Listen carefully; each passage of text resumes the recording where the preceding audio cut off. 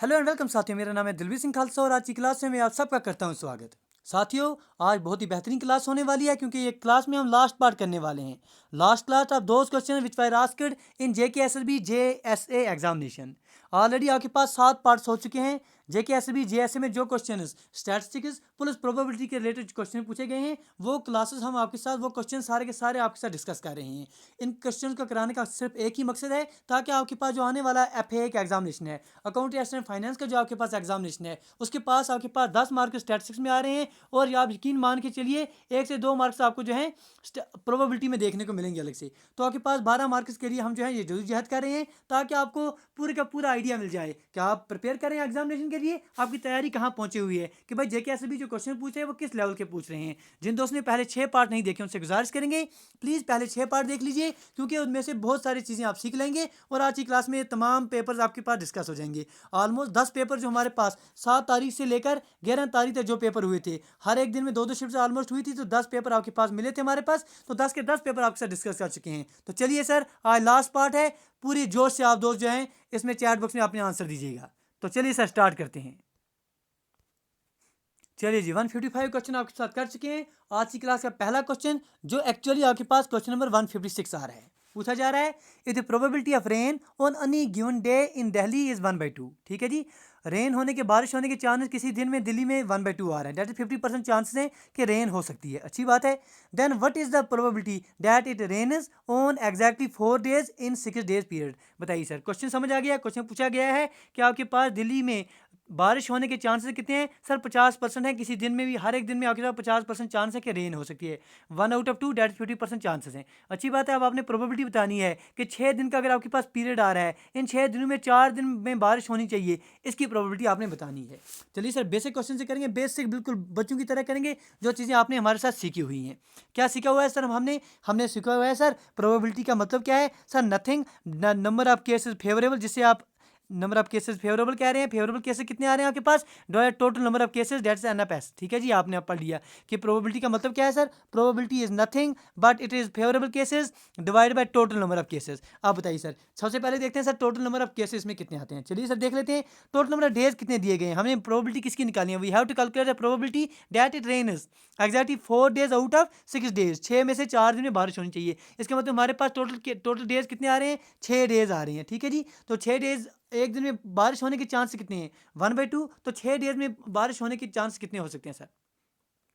ये चीज़ें आपको बतानी है कि 6 में से 4 दिन में प्रोबेबिलिटी बतानी है आपने कि बारिश हो जाए। आप देखिए सर, कितने बच्चों की तरह बेसिक तरीके से करेंगे इसको। क्या आपके पास टोटल नंबर ऑफ डेज कितने दिए गए हैं सर? आपके पास 6 दिए गए हैं। ठीक है जी, तो अब आपके पास टोटल सैंपल स्पेस कितने बनेंगे, टोटल नंबर ऑफ आउटकम्स कितने बन के आ जाएंगे सर? एक दिन में आपके पास 50% आ रहा है, तो एक दिन में 2 में से एक बार चांस आ रहा है, तो टोटल कैसे कितने बन के आ जाएंगे? 2⁻6।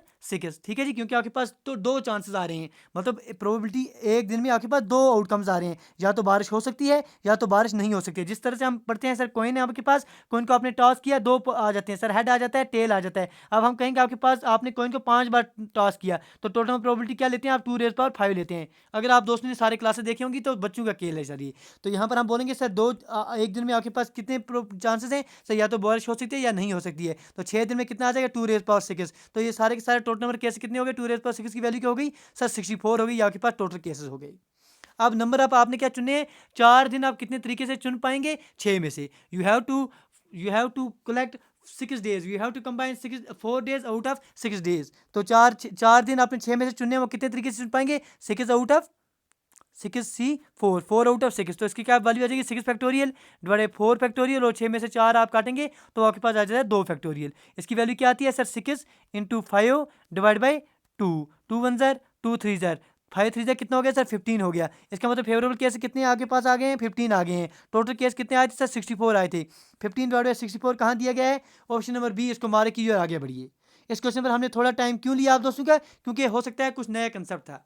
चलिए चलिए आगे बढ़ेंगे। 156 आपकी स्क्रीन के ऊपर बिल्कुल इस तरह से है। चलिए सर, ये क्वेश्चन भी अच्छा है।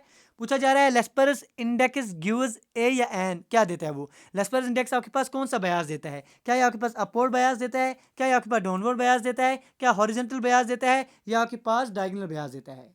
अब देखिए इसका करेक्ट आंसर क्या है। आप जिस दोस्तों ने हमारे साथ इंडेक्स नंबर की क्लासें दी होंगी, तो वो जो है इसका आंसर बिल्कुल बखूबी तरीके से आंसर ऑप्शन नंबर ए दे देंगे, आगे बढ़ जाएंगे। जिन दोस्तों ने ये कंसेप्ट पढ़ा हुआ है लेस्पर्स इंडेक्स नंबर का, पेस्टीज इंडेक्स नंबर का, वो दो जो है सीधा आगे बढ़ सकते हैं। बाकी दो जिन्होंने ये कंसेप्ट नहीं पढ़ा है उनके लिए हम जो है सिर्फ 1 से 1.5 मिनट में ये रिवाइज करा देते हैं आपको। देखिए सर, अगर आप दोस्तों को याद हो, हमने आपको पढ़ाए थे sir theory of index number. 1 minute आपका लेंगे, जिन दोस्तों ने पढ़े हुए हैं सर वो आगे फॉरवर्ड कर सकते हैं। ठीक है जी। थ्योरी ऑफ इंडेक्स नंबर में हमने आपके साथ क्या पढ़ा था, अगर आप दोस्तों को याद हो, हमने कहा था सर इंडेक्स नंबर क्या है। सर ये आपके पास वो स्टैटिस्टिकल हथियार होता है, वो स्टैटिस्टिकल टूल आपके पास होता है जिसके माध्यम से आप मेजर करते हैं कितनी चेंज आ रही है magnitude of A group of relative variables. या इस तरह से हम कह सकते थे कि आपके पास जो एवरेज चेंज आ रही है in group of relative variables over 2 different situations, अलग अलग 2 सिचुएशन पर एक ग्रुप ऑफ वेरिएबल में कितनी चेंज आ रही है, कितनी एवरेज चेंज आ रही है, उससे आप नापते थे by the use of index numbers. ठीक है जी। आप इंडेक्स नंबर के लिए हमने आपको बात बोल दी थी कि जनरली आप इन टर्म्स ऑफ परसेंटेज से आप नापते हैं, परसेंटेज दर्शाते हैं। तो इसके लिए जनरली आप क्या करते हैं काम, दो तरीके आपके पास आते हैं। दो तरीके आपके पास इंडेक्स नंबर्स के लिए आते हैं जिनके माध्यम से आप कंस्ट्रक्ट करते हैं इंडेक्स नंबर, दो तरीकों से। एक को आप कहते हैं सर एग्रीगेटिव मेथड, दूसरे को आप कहते हैं एवरेजिंग रिलेटिव मेथड। ये चीज़ें हमने आपको बहुत अच्छे से पढ़ाई हुई हैं, थोड़ा रिवाइज इसलिए करा रहे हैं ताकि आपको आइडिया मिल जाए। अभी जब हम एग्रीगेटिव मेथड निकाल रहे हैं, इसमें भी आपके पास कंसेप्ट आते हैं दो चीज़ें। एक को आप कहते हैं पेस्टीज का इंडेक्स नंबर जिसके माध्यम से निकालते हैं, दूसरे आपके पास आता है लेस्पर्स जो इंडेक्स नंबर आता है। लेस्पर्स इंडेक्स नंबर में आप क्या करते हैं सर, जो आपके पास बेस क्वांटिटीज़ हैं, ठीक है जी, जो आपने बेस ईयर में क्वांटिटी ली है उनको ही आप वेट के तौर पर इस्तेमाल करते हैं। वायरा जो आपके पास पेस्टिस प्राइस इंडेक्स आता है, ठीक है जी, जो पेस्टिस प्राइस इंडेक्स होता है उसमें जो करंट क्वांटिटीज Q1 होती हैं उन्हें आप बेस क्वांटिटी के तौर पर जो है इस्तेमाल करते हैं। ठीक है जी। जिन दोस्तों ने वो कंसेप्ट सीखे हुए हैं प्लीज़ आपको समझ आ रहा होगा। ठीक है जी। देखिए हम क्या कह रहे थे कि पेस्टिस प्राइस इंडेक्स में जब आप P01 की वैल्यू निकालते थे, वो आपके पास something like that summation of P1 Q0 divide by summation of P0 Q0 into 100, इस तरह से आपके पास वैल्यू जो है आ जाती थी। यहाँ पर जो Q0 आ रही है ये आपके पास बेस शेयर में जो आपके पास क्वांटिटी थी उन्हें आप वेट के तौर पे इस्तेमाल कर रहे हैं। ठीक है। तो ये आपको दर्शाता था कि अगर आपके पास जो ये लेस्पर्स प्राइस इंडेक्स था, ये आपने पढ़ा था हमारे साथ, अच्छे से पढ़ा हुआ था, ये आपको दर्शा देता था, समझा देता था आपके पास कि अगर आपके पास एक्सपेंडिचर बेस पीरियड जो बास्केट आपके पास कमोडिटीज़ का, अगर इस पर आपके पास खर्चा 100 रुपये का हो रहा था तब, अगर आप आज देख रहे हैं तो आज इस पर आपको कितना खर्चा मिलेगा, ये आपके पास लेस्पर्स प्राइस इंडेक्स के माध्यम से होता था। इसके बरकत आपके पास दूसरा कंसेप्ट आता था जिसे आपने पेस्टीज प्राइस इंडेक्स कहा था। लेस्पर्स प्राइस इंडेक्स में आपने देख लिया कि हमने क्या कहा था, आपके पास P01 की वैल्यू आपके पास summation of P1 into Q0 divide by summation of P0 into Q0 into 100 आ जाता था। मतलब जो आपके पास क्वांटिटी थी वो आपके पास Q0 ही आ रही थी। ये आपको दर्शाता था अगर आपके पास कोई भी आपके पास बास्केट ऑफ कमोडिटीज़ आ रहा है, ठीक है जी, उन्हें अगर आप बेस ईयर में खरीद रहे हैं तो अगर आप फॉर एग्जांपल वो आप किसी प्राइस पर मिल रहे हैं, फॉर एग्जांपल कोई आप कमोडिटीज़ का बास्केट है, वो अगर आप 100 रुपये का बेस ईयर में खरीद रहे हैं तो आज अगर आज इस बास्केट को खरीदें आप, आज इस पर आपको कितना मिलेगा, क्योंकि इसमें जो है क्वांटिटीज बेस पर आ रही हैं तो ये जो बढ़ा चढ़ा कर बात करता था किसकी प्राइस जो राइज हो जाती है इस पर बढ़ा चढ़ा कर इस पर बात होती थी। इसी वजह से हम कहते थे सर जो आपके पास लेस्पर्स प्राइस इंडेक्स है, इसे हम कह देते थे इसका एक ड्रॉबैक ये आ रहा था आपके पास कि ये आपके पास अपर बायस्ड आ जाता था। It was considered that the Laspeyres price index जो है इसे आप अपर बायस मानते थे क्योंकि ये टेंड्स टू ओवरकम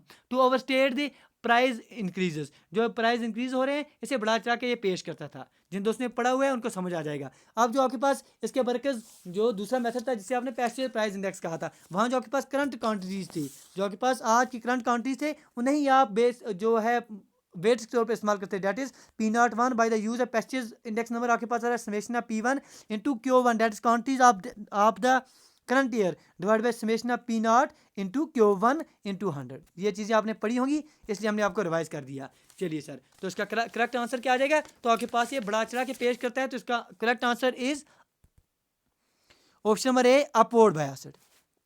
चलिए सर आगे बढ़ेंगे सर। 158 आपके पास इस तरह से आ रहा है, 3 coins are tossed together, what's the probability of getting neither 3 head is nor 2 tails। आप देखिए आपके पास दी गए हैं 3 कॉइन्स हैं, उन्हें आप एक साथ टॉस कर रहे हैं। ठीक है, अच्छी बात है सर। हमें क्या समझ आता है, हमारे पास एक कॉइन है आपने 3 बार टॉस कर दिया, ये हमें समझ आता है। अगली बात क्या पूछा गया है, क्या आपसे पूछा गया है कि प्रोबेबिलिटी आपने बतानी है कि ना ही आपके पास हेड आना चाहिए, ना 3 बार हेड आना चाहिए, ना आपके पास 2 बार टेल आना चाहिए। तो इन क्वेश्चन में आपके पास सबसे आसान तरीका जो करने का है वो आप दोस्तों को पास क्या है कि आप सैम्पल स्पेस जो है इसका बना लीजिए, टोटल नंबर आउटकम्स जो है उसके बना दिए, क्योंकि आपके पास कितना दिया गया है, टोटल नंबर केसेस कितने हैं, 3 कॉइन्स को टॉस करना है, 2⁻³ कितने हो गए, 8 केसेस आएंगे। सर बिल्कुल बच्चों की तरह बना लेंगे। ये आपके पास हो गया sir head head and head, ये हो गया आपके पास टेल टेल और टेल। इस हेड हेड के साथ क्या आ सकता है सर, टेल और हेड आ सकता है। इस हेड के साथ क्या हो सकता है, हेड और टेल आ सकता है। इस हेड के साथ क्या आ सकता है आपके पास, टेल और आपके पास टेल आ सकता है, हेड टेल टेल आ सकता है। इसी तरह से टेल के साथ आपके पास टेल और हेड हेड आ सकता है। इस तरह से आपको हमने पढ़ाया हुआ है, टेल के साथ आपके पास हेड और टेल आ सकता है। इस टेल के साथ आपके पास टेल और हेड आ सकता है। तो आपके पास यहाँ पर कितने केस आ गए, 1 2 3 और 1 4, 4 और 4 हो गए 8 केस आपके पास।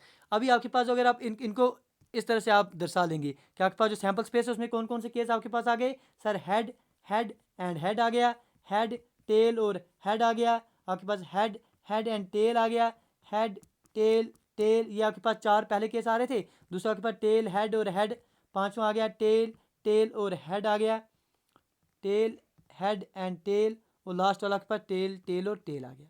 ये आपके पास 8 केसेस बन के आ गए थे।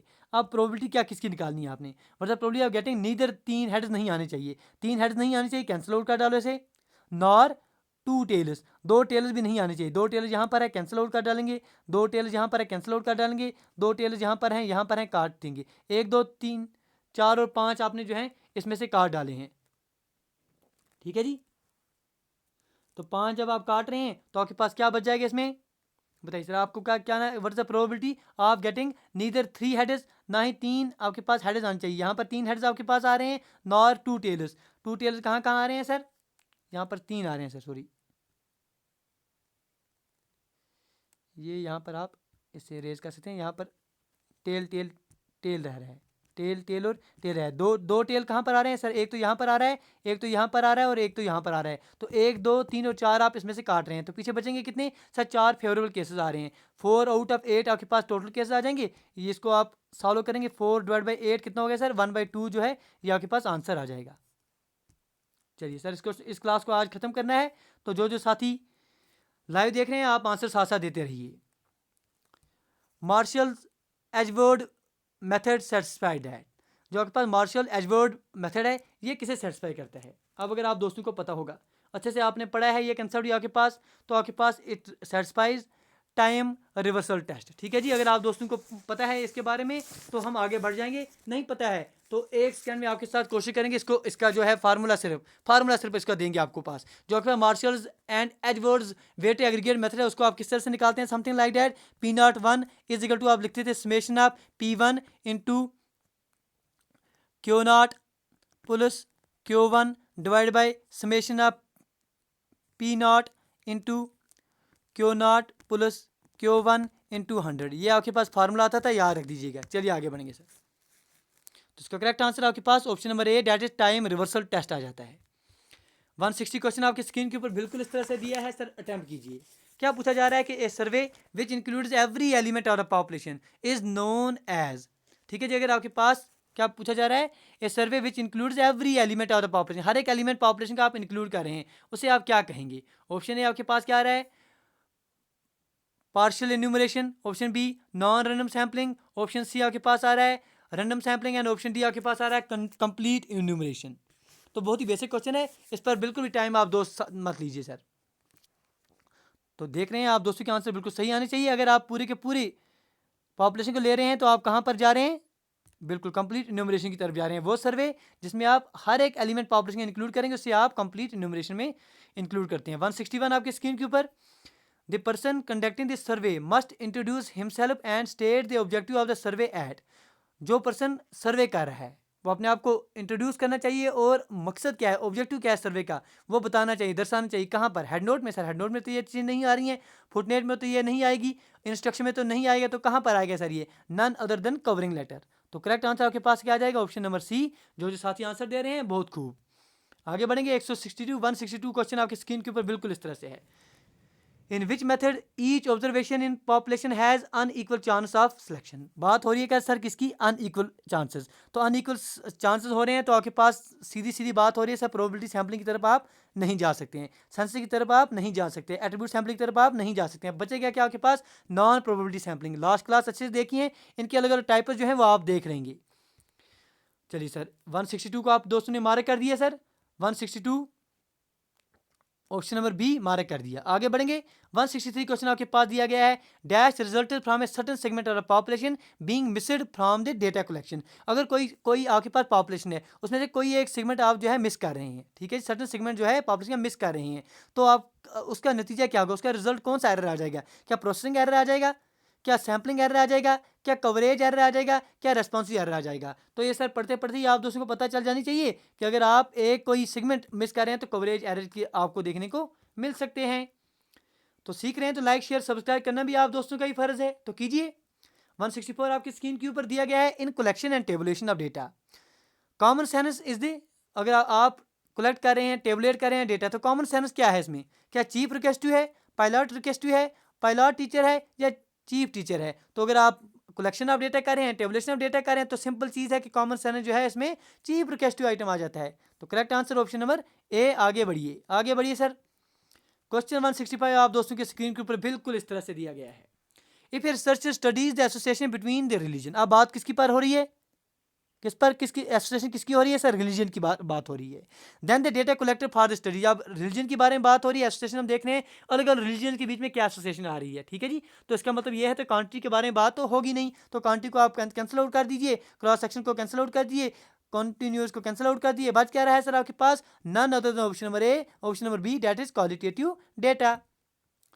चलिए, जिन दोस्तों ने पहले से हमारी क्लास देखी हुई हैं, जिन दोस्तों ने पहले 6 पार्ट देखे हुए हैं, वो दोस्त मुझे देख रहा हूं मैं बहुत ही बखूबी तरीके से आप जो है आंसर करेंगे इनका। सारे कंसेप्ट आप सीख चुके हैं, अभी अप्लाई करने का वक्त है। सर 166 आपकी स्क्रीन के ऊपर इस तरह से दिया गया है। The given set of class frequencies is set to be consistent if none of them is. आप बताइए सर, आप कंसिस्टेंट कब कहेंगे? सर दो चीज़ें हमने आपको बोली थी कि आपके पास ईच फ्रीक्वेंसी, अगर आप दोस्तों को याद होगा, शुड बी लेस देन और equal to N, something like that पढ़ा था। दूसरी कंडीशन क्या पड़ी थी? Each frequency should be greater than और equal to 0। This means that none of the frequency should be negative. यही पूछा जा रहा है कि none of them should be negative. Mark कीजिए और आगे बढ़िए, बिल्कुल भी वक्त इस पर बर्बाद मत कीजिए। 167 आप दोस्तों के स्क्रीन के ऊपर बिल्कुल इस तरह से दिया गया है, कीजिए सर अटेम्प्ट। पूछा जा रहा है the death rate specific to age and sex overcomes the drawbacks of. अब आपके पास जो आपके पास एज स्पेसिफिक डेथ रेट आप निकाल रहे हैं, वो किसके ड्रॉबैक्स को दूर कर रहा है? क्योंकि आप दोस्तों को पता है सर, हमें नौबत क्यों आई थी, क्यों हम परेशान हुए थे ये स्पेसिफिक डेथ रेट निकालने के लिए, स्पेसिफिक डेटा निकालने के लिए। स्पेसिफिक बर्थ रेट आप निकालते हैं, स्पेसिफिक डेथ रेट निकालते हैं, क्यों निकालते हैं? क्योंकि जब आप क्रूड वैल्यू निकालते थे, चाहे आप क्रूड बर्थ रेट निकालें, क्रूड डेथ रेट निकालें, वहाँ से आपके पास जो वैल्यू आ जाते थे वो सर रैंडम आपके पास उनमें से कोई आप अच्छे से प्रिडिक्ट नहीं कर पाते थे कुछ। आप निकालते थे जैसे क्रूड बर्थ रेट क्या है सर, कितनी डेथ्स हो रहे हैं, टोटल पॉपुलेशन क्या है, 1000 में देखते थे, आपके पास आंसर आ रहा है। तो लेकिन स्पेसिफिक आइडिया आपके दिमाग में नहीं आता था, वहाँ से आप प्रिडिक्ट कुछ कर नहीं पाते थे। तो फिर आपने सोचा सर हम क्यों ना अलग अलग स्पेसिफिक एज ग्रुप्स के लिए अलग अलग चीज़ें निकालें। तो वहाँ पर कंसेप्ट आ जाता है आपके पास स्पेसिफिक डेथ रेट हो गया, आपके पास स्पेसिफिक बर्थ रेट हो गया। तो किसके ओवरकम करेगा ये, किसकी परेशानी को ओवरकम करेगा? That's a crude death rate, none other than option number B. Mark कीजिए, आगे बढ़िए और साथ साथ में लाइक शेयर और सब्सक्राइब भी लीजिए। चलिए चलिए चलिए, 168 आप दोस्तों के स्क्रीन के ऊपर बिल्कुल इस तरह से है। The method of weighted relatives is also known as. अब बताइए सर, इनमें सर बिल्कुल भी परेशानी नहीं होनी चाहिए आप दोस्तों को। जो आपके पास वेटेड रिलेटिव्स का मेथड है उसे आप क्या कहेंगे? चेन इंडेक्स मेथड तो इनमें आता नहीं है सर, एग्रीगेटिव एक्सपेंडिचर मेथड भी नहीं आता है, सर्कुलर टेस्ट मेथड भी नहीं कहते, उसे आप फैमिली बजट मेथड कहते हैं। चलिए जी, ये चीज़ें आपने पढ़ी हैं, याद रख लेनी है। आगे बढ़ेंगे सर। क्वेश्चन नंबर 169 आप दोस्तों के स्क्रीन के ऊपर बिल्कुल इस तरह से है। चलिए चलिए सर, कोशिश करेंगे तमाम क्वेश्चन आज कंप्लीट करने की। Simple table is also known है। आप बताइए सर, सिंपल टेबल है उसे आप क्या कहेंगे? सर कुछ भी नहीं कहेंगे, क्या कहें? सिंपल टेबल को किस नाम से जाने? Two way table. Sir two way table को सिंपल टेबल क्यों कहेंगे? थ्री वे टेबल को कहाँ कहेंगे? हाई ऑर्डर को कहाँ कहेंगे? None other option number C. ठीक है जी, सिंपल है तो सिंपल ही रहने दो। चलिए चलिए आगे बढ़ेंगे। 170 आपकी स्क्रीन के ऊपर बिल्कुल इस तरह से दिया गया है। इन रेशियो स्केल, अब आप दोस्तों को पता है कि क्वांटिटेटिव अगर आपके पास डेटा आ रहा है तो आप रेशियो स्केल का इस्तेमाल वहाँ पर कर सकते हैं। इंटरवल का भी बात की थी, आप दोस्तों ने पढ़ा था वहाँ भी आपके पास।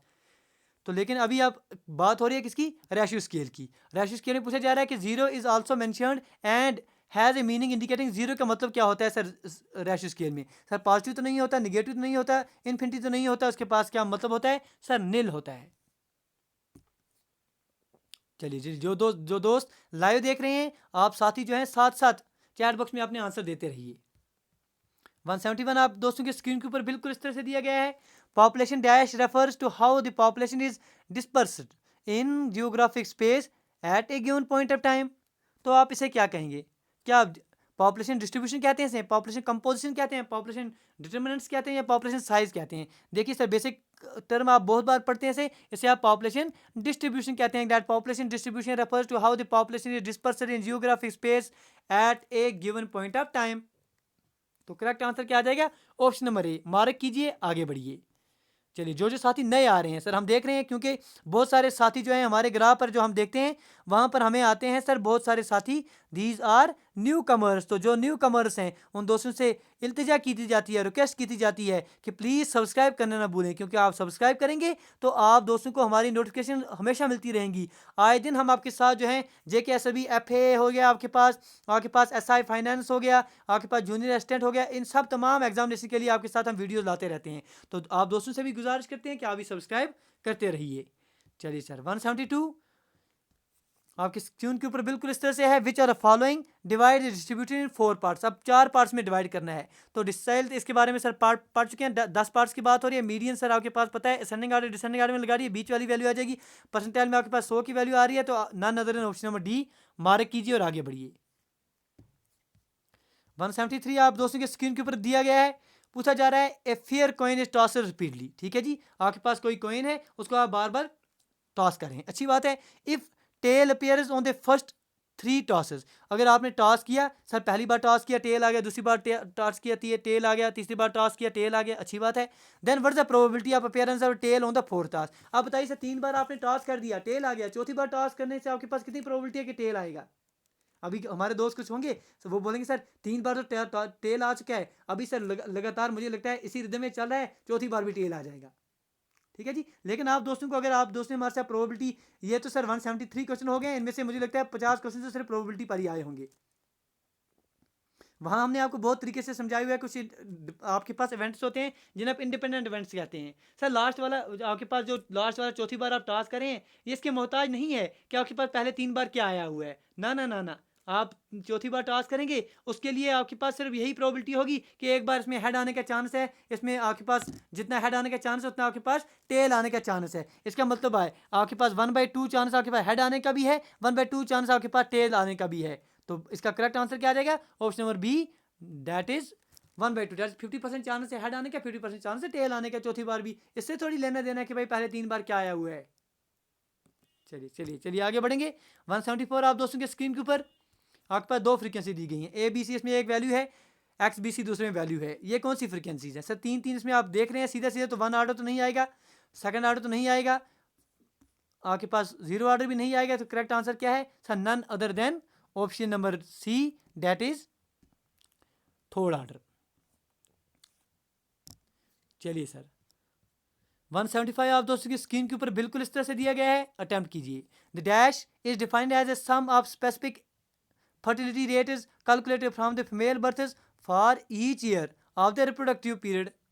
तो इसके बारे में बिल्कुल टाइम बर्बाद नहीं करेंगे, क्योंकि हमने लास्ट क्लास में ही आपको कंसेप्ट दिया हुआ है कि सर आपके पास gross reproduction rate with help of total fertility आप कैसे निकालते हैं। वहीं हमने बताया था आपको समथिंग लाइक डैट। अगर आपको पता होगा कि समेशन ऑफ स्पेसिफिक जो आपके पास फर्टिलिटी रेट्स आते हैं उनका आप लेते हैं, ये समेशन कौन आपके पास ग्रॉस फर्टिलिटी रेट। तो यही पूछा जा रहा है कि इनमें से कौन सा ऐसा ग्रॉस फर्टिलिटी रेट जो ग्रॉस रिप्रोडक्शन रेट जो है GR ग्रॉस रिप्रोडक्शन रेट जो है it's defined as a sum of a specific. Summation से आप हम करते थे, आपके पास समेशन लेते थे हम आपके पास ए स्पेसिफिक फर्टिलिटी रेट्स का, calculated from the male births for each year of the reproductive period. तो करेक्ट आंसर इसका क्या आ जाएगा? ऑप्शन नंबर सी इसका करेक्ट आंसर आ जाएगा। आप देखिए सर, जितने भी क्वेश्चन आपके साथ 10 पेपर में थे, तमाम क्वेश्चन हम आपके साथ डिस्कस कर चुके हैं। कुछ क्वेश्चन जो रिपीट हो रहे थे एक जैसे थे, उन्हें हमने इग्नोर कर दिया, और कुछ क्वेश्चन जो आपके पास वो क्वेश्चन थे जो आपके सिलेबस में नहीं है, उनको भी हमने आपके पास डिस्कस नहीं किया है।